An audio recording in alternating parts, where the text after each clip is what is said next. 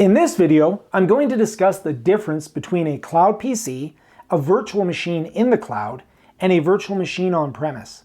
And I'm even going to talk a little bit about when it makes sense to install an operating system directly on bare metal.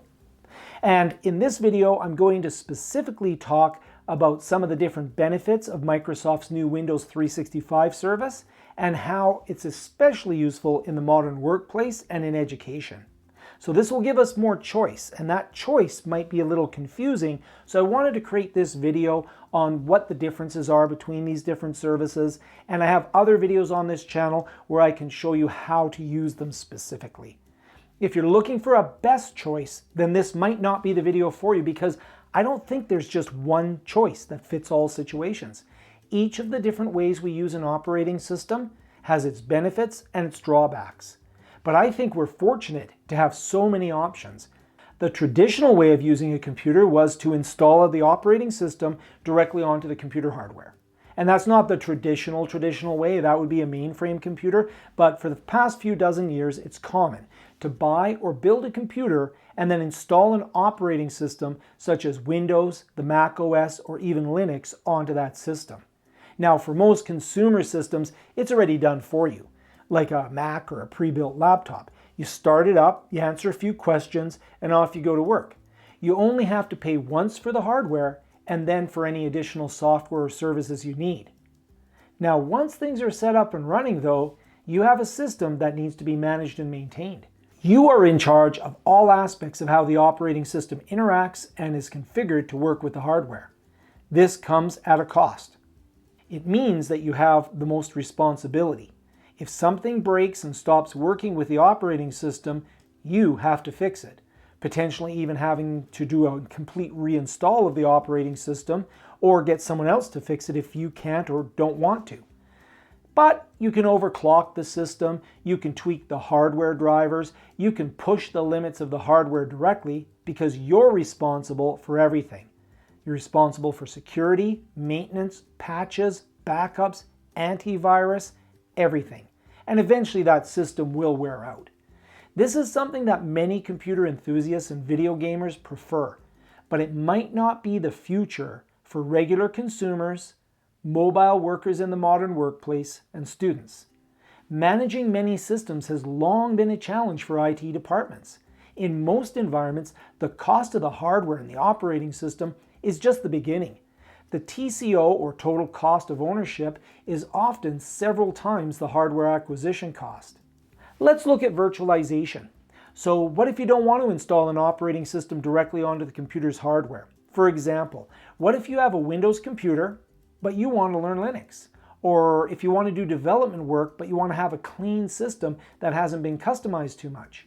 A common scenario is that you might be using an Apple Mac and you need to run Windows in order to run specific programs. The answer to that might be to use a virtual machine. Now, these can be created for individuals using local software, and I demonstrate that on several videos on this channel, or it can be created by an IT department and deployed through an IT infrastructure.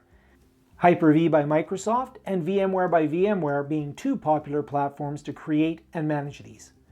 If you haven't done this yet, creating virtual machines is something that I do have other videos here on the channel about, and I'll put some links down below and some at the end so that you can learn how to actually do this.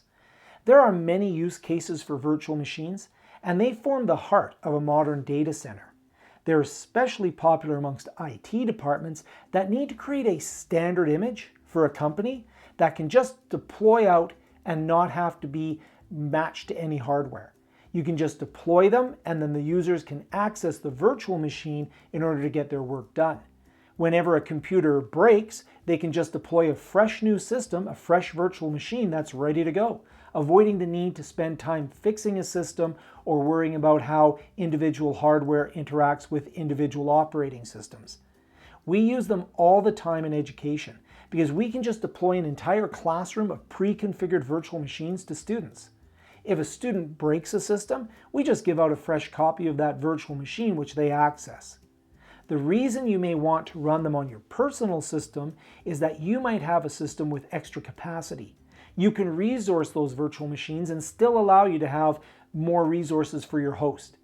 Your operating system will run on your main system, and then you'll be able to run other operating systems as virtual machines. And as I already mentioned, this is very common amongst Apple users that might want to be able to boot a Windows PC to run certain programs. Now, the downside is that you may not have those extra resources to run a virtual machine on top of your existing computer. And this is common with some of my own students. They want to learn something like SQL Server or Active Directory, and they need to set up a clean system to learn with, but they only have a lower powered consumer laptop. What can they do? Now, the big news lately is an announcement from Microsoft that they'll be releasing a new cloud PC service called Windows 365. This service will allow you to run desktop as a service by having a Windows 11 and an option for Windows 10 computer that is accessed via a web browser. For IT departments, this will help with deployment, management, consistency, and the support of these systems. At a recent conference, Microsoft presented a case study from the north of Canada in Nunavut, which, if you are not familiar with Canada, is at the very northern part of the country and has some very remote communities. And it worked awesome up there. So this is good news. This cloud PC service is similar to running a VM in the cloud. It actually is a VM in the cloud, but it's even easier to set up and use. At this point, I'm still waiting to see what the cost will be. I believe it's about $31 a month per user as a base cost. And of course, if you're in a company, you're going to negotiate different costs. But we're going to see what features are available. And I'm very excited about this from a teaching standpoint. If I can create a classroom computer template and then let students connect to it, then I don't have to worry about if they're using an older laptop, a Mac computer, or even an inexpensive Raspberry Pi 400, which I've also done videos on. I can just have them connect to that computer and use what they need. And I'm especially excited to see if Windows 365 works with mobile devices running iOS. I've used these devices with remote desktop, but the issue I always had was the mouse control. It's a bit off. If they fix that, then it's going to be amazing, because we'll be able to go in and use our iPad or even an iPhone to connect up to these Windows 365 systems. And you can see my other video on the channel where I talk about using your phone as a computer. So what should you do? It's going to depend on a couple of different factors. The key is to find the solution that best serves your specific needs. As an example, if you want a high-end gaming rig, you probably don't want a cloud PC.